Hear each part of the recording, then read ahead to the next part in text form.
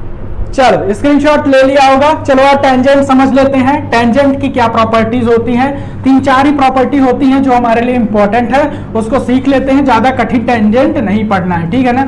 चलो आओ, tangent, tangent स्पर्श रेखा, ठीक है ना। टेंजेंट क्या होता है, टेंजेंट स्पर्श रेखा, स्पर्श रेखा, ठीक है ना। टेंजेंट और बाइसेक्टर दो अलग अलग चीजें होती हैं। प्रतिच्छेदी रेखा और स्पर्श रेखा, इन दोनों में कंफ्यूज मत होइएगा। देखिए अगर हमारे पास एक सर्कल है, सर्कल है, ठीक है ना, और अगर ये रेखा मैं खींच रहा हूं, क्या ऐसे ये एक रेखा खींच रहा हूं, ये देखिए ये इसको छू के निकल रही है, ये इसको छू के निकल रही है, तो ये हमारे पास क्या हो जाएगा, टेंजेंट, टेंजेंट। और हमारे पास प्रतिच्छेदी रेखा वो अलग होती है, ठीक है ना, तो ये सिर्फ स्पर्श करके निकल जाती है, ठीक है। तो अगर टेंजेंट की अगर हम प्रॉपर्टी की बात करें तो ये अगर हमारे पास क्या है, सर्कल है, देखो ये सर्कल है, इसका ये क्या है, मिड पॉइंट है। अगर मैं सर्कल से मिड पॉइंट पे टेंजेंट पे अगर क्या करूं, लंब डालता हूं, टेंजेंट पे अगर लंब डालता हूं तो यहां पे कितने डिग्री का कोण बनता है, 90 डिग्री का। मान लो ये टेंजेंट, यहां से एक टेंजेंट गया है, ठीक है ना, स्पर्श रेखा। चलो यहां से भी एक भेज के देख लेते हैं, ये देखो ये एक स्पर्श रेखा गई है। अगर यहां से मैं टेंजेंट पे लंब डालूंगा तो ये कितने डिग्री का बनेगा, 90 डिग्री का। ये हमारी क्या हो जाती है, पहली प्रॉपर्टी हो जाती है, जो कि हमारे पास रखी रहनी चाहिए, याद होनी चाहिए, बहुत इंपॉर्टेंट है, ठीक है ना। दूसरी प्रॉपर्टी आओ देख लेते हैं। दूसरी प्रॉपर्टी, अगर हमारे पास एक बिंदु है, ठीक है ना, जैसे देखो ये एक सर्कल है और यहाँ पे हमारे पास क्या है, पी बिंदु है।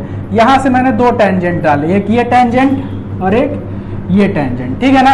इसको मैंने क्या बोला, ये जहां स्पर्श किया इस टेंजेंट ने, उसको मैंने क्या बोला, ए, और इसको मैंने क्या बोला, बी।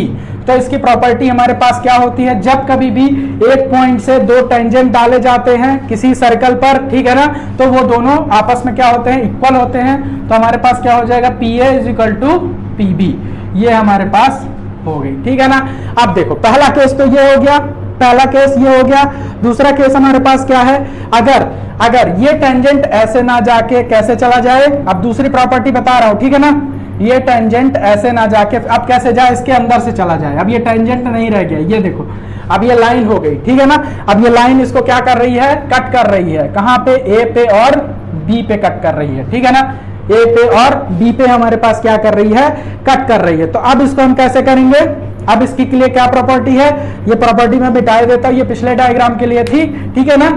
चलो आ जाओ, जब इस तरह की हमारे पास आएगी और हमें कुछ वैल्यूज दी रहेंगी, यहाँ पे x दिया होगा, यहाँ पे y दिया होगा, और हमें कोई एक लेंथ पूछ लेगा, ठीक है ना, कोई एक लेंथ पूछ लेगा, तो इसके हमारे पास क्या प्रॉपर्टी होती है, P A into P B, P A into P B, और इसको क्या कर लो, यहाँ पे चेंज कर लो, ये पॉइंट पी बी है तो यहाँ पे कोई एक और पॉइंट ले लो, टी ले लो, ठीक है ना, टी पॉइंट ले लो।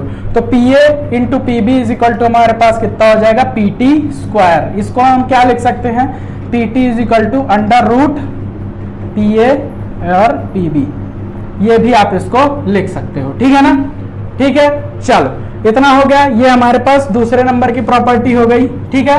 पहले हमने क्या देखा, जब ये टच करके जा रहा था, दूसरी बार हमने इस परपेंडिकुलर को, इसको जो स्पर्श रेखा थी, इसको हमने प्रतिच्छेदी रेखा बना दिया, ये इसको क्या करके निकल गई, छेद करके निकल गई। तीसरी प्रॉपर्टी कुछ ऐसी ही है, उसको भी चेक कर लेते हैं, हमारे पास क्या है, बनाओ डायग्राम, एक बार डायग्राम बना लो। तीसरी बार क्या हो रहा है, ये लाइन भी इसको क्या करेगी, इंटरसेक्ट करके निकलती जाएगी, ये देखो, ये इस बार ये भी इसको इंटरसेक्ट कर दी, ठीक है ना। और ये यहाँ पे सी पे, यहाँ पे डी पे। अब इसके लिए, अब यहाँ पे अल्फा और बीटा कोई भी लेंथ हो सकती है, आपको कोई भी लेंथ फाइंड करने को यहाँ पे वो दे सकता है, ठीक है ना। तो अब यहाँ पे कैसे हैंडल करेंगे, यहाँ पे क्या हो जाएगा हमारे पास, P A into P B is equal to P C into P D, P C into P D, ये लो, ये हमारे पास रिलेशन यहाँ पे बन के आ जाएगा। अब आपको कोई भी लेंथ फाइंड करनी है, वो क्या करेगा, 1 2 3 लेंथ आपको देखा, एक गायब कर देगा और वही आपसे क्या करेगा, वो पूछने लगेगा, ठीक है ना। चलो टेंजेंट में इतना ही इंपॉर्टेंट है। उसके बाद और देख लेते हैं क्या, ट्रायंगल, बाह्य कोण और अंतः कोण का थोड़ा सा समझ लेते हैं, ठीक है ना। एक बार स्क्रीनशॉट ले लो, फिर आगे चलते हैं। चलो आ जाओ, चलो अब ट्रायंगल का समझ लेते हैं थोड़ा सा, बिल्कुल बेसिक समझ लेते हैं ट्रायंगल का। देखो ट्रायंगल हमारे पास है, देखो ट्रायंगल है, ट्रायंगल की कितनी भुजाएं होती है हमारे पास? 3 भुजाएं होती है, ठीक है ना। अगर मैं इसके बाह्य कोण की बात करूं, ट्रायंगल का अंतः कोण कितनी बार बता चुका हूं? 180 डिग्री, 180 डिग्री। लेकिन बाह्य कोण थ्योरम क्या होती है हमारे पास? Exterior angle theorem. ये देखो, और हमारे पास क्या हो जाएगा? ये और ये, ठीक है ना। अगर मैं कहूं ये कोण हमारा, ये हमारे पास ए बी सी है, ठीक है ना। ये अल्फा, ये बीटा और ये गामा है, 3 कोण है। तो जब कभी भी हमें बाह्य कोण निकालना होगा, ये वाला कोण, तो ये वाला कोण कितना हो जाएगा? ये वाला कोण जब भी आपको निकालना है, सिर्फ इसको छोड़ दो, इसके साथ वाले कोण को छोड़ के इन दोनों का योग लिख दो, अल्फा प्लस बीटा। अगर आपको ये वाला कोण निकालना है, इसको छोड़ दो, अल्फा और गामा, अल्फा प्लस गामा। और अगर आपको ये वाला बाह्य कोण निकालना है, ये वाला बाह्य कोण निकालना है, तो आप सिर्फ अल्फा को छोड़ दो और इसके अपोजिट ले लो। जो आपको जिस तरफ का आपको बाह्य कोण निकालना है, उस तरफ को छोड़ के बाकी दोनों अपोजिट ले लो, तो बीटा प्लस गामा हो जाएगा हमारे पास, ये इसका बाह्य कोण हो जाएगा। और अगर मैं बात करूं alpha plus beta plus gamma is equal to हमारे पास ऑलरेडी 180 डिग्री है, जो कि हमारे पास ट्रायंगल की क्या है? बेसिक प्रॉपर्टी है, ठीक है ना। ट्रायंगल की हमारे पास क्या है? बेसिक प्रॉपर्टी है। कभी कभी एक छोटा सा क्वेश्चन और आ जाता है, उसके लिए भी एक और प्रॉपर्टी देख लेते हैं। छोटा सा क्वेश्चन आ जाता है, आपसे पूछ सकता है, क्योंकि वो बहुत ही बेसिक है, बेसिक नहीं कह सकते, लेकिन इतना उसमें कैलकुलेशन नहीं है जो आपसे पूछा जा सकता है, ठीक है ना। तो चलो आओ, एक हमारे पास ये क्या है? ट्रायंगल है। ये देखो, ये ट्रायंगल है ABC। यहां पे इसके ये लाइन इसके समांतर है, सी ABC DE, ठीक है ना। अब देखो यहां पे जो ये लाइन हो गई, ये लाइन हो गई, और ये लाइन हो गई, ये लाइन हो गई, इनके बीच में रिलेशन क्या होता है? यहां पे क्या कंडीशन होनी चाहिए? BC पैरेलल टू DE, ठीक है ना। जब ये होगा हमारे पास कंडीशन, तो हमारे पास यहां पर रिलेशन क्या बनेगा? AD और AB, AD by AB is equal to AE by AC, ये आप लिख सकते हो। इनमें से कोई भी एक आपको मिसिंग कर देगा और आपको उसका बताना पड़ेगा कि लेंथ क्या है। इसको आप ऐसे भी लिख सकते हो, क्या? AD और DB is equal to AE और EC, ठीक है ना। तो ये दो रिलेशन बन जाते हैं, इन दोनों रिलेशन को लिख लो, बहुत इंपॉर्टेंट है, एक नंबर में पूछा जा सकता है। कोई भी एक भुजा गायब कर देगा और आपसे पूछेगा कि इस भुजा की लंबाई बताओ। अगर आपको ये रिलेशन पता है तो झट से आप क्या करोगे? इसको निकाल पाओगे, ठीक है ना। चलो आप फटाक से समझ लेते हैं। सर्कल में हमारे पास कुछ प्रॉपर्टीज हैं, उनको भी जल्दी से डिस्कस कर लेते हैं। सर्कल, ठीक है ना। सर्कल में आ जाओ, देख लेते हैं सर्कल में हमारे पास क्या प्रॉपर्टी है। देखो, अगर हमारे पास ये सर्कल है, ठीक है ना, सर्कल है, तो सबसे पहली प्रॉपर्टी ये चाप, ये देखो, इसको हम क्या कहते हैं? चाप बोलते हैं। यहां से यहां तक ये वाला इंपॉर्टेंट है। इस चाप पे जितने भी कोण बनेंगे, जैसे ये बन गया, ये बन गया, या ये बन गया, और देखो इनका सबका चाप, ये जो चाप है, सेक्शन है, ये इन तीनों का कॉमन है, ठीक है ना। कॉमन सेक्शन पे बना हुआ है, तो ये सारे एंगल क्या होंगे? इक्वल होंगे, थीटा थीटा थीटा। ये हो गई हमारी सर्कल में पहली प्रॉपर्टी। दूसरी प्रॉपर्टी हमारे पास क्या है? ये देखो, अगर ये हमारे पास सेंटर पे एक कोण बना हुआ है, हमारे पास चाप क्या है? AB है, ये देखो ये सेम है, ठीक है ना, और यहीं से एक कोण ऐसा बना हुआ है, तो इन दोनों के बीच में जो सेंटर पे बनेगा वो हमारे पास क्या हो जाएगा? 2 थीटा, और ये हमारे पास क्या हो जाएगा? थीटा। ये कोण जस्ट डबल हो जाएगा। तीसरी प्रॉपर्टी हमारे पास क्या है? तीसरी प्रॉपर्टी, अर्धवृत्त में बना कोण। अर्धवृत्त में बना कोण क्या होता है? समकोण होता है, ठीक है ना। अर्धवृत्त में बना कोण, अर्धवृत्त कौन सा है? ये देखो, ये हमारे पास हो गया, ये सेंटर से लाइन जा रही है, ये देखो, अर्धवृत्त में बना हुआ कोण क्या होता है? समकोण होता है। यानी ये हमारे पास 90 डिग्री हो जाएगा, चाहे कहीं पे भी बना दो, 90 डिग्री, और ये लो 90 डिग्री। तो ये हो गई हमारे पास ज्योमेट्री के इंपॉर्टेंट सूचनाएं, ठीक है ना। तो एकदम से अच्छे से नोट्स बना लेना और पढ़ते रहिए, बढ़ते रहिए। आज के लिए इतना ही। वेनम एकेडमी के साथ जुड़े रहिए। धन्यवाद।